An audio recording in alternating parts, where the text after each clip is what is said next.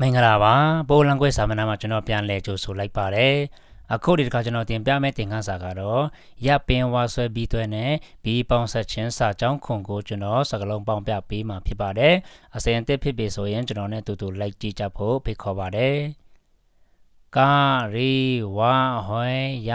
ပေဒန်းဝန်ထခန်းတလီမိုင်လာကျူကာရီဝါဟွဲရပေဒန်းဝန်ထခန်းတလီမိုင်လာမိုင်ငါကျူ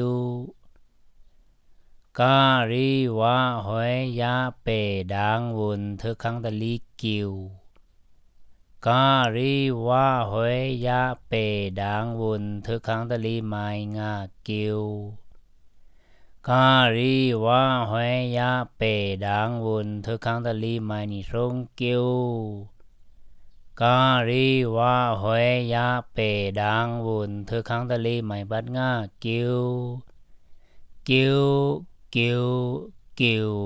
ကျူကျူကျူဒီနေ့သင်ခန်းစာကတော့ဒီလောက်ပါပဲဒီသင်ခန်းစာကိုအဆုံးထိကြည့်ချူအားပေးတဲ့အတွက်လည်းကျေးဇူးအများကြီးတင်ပါတယ်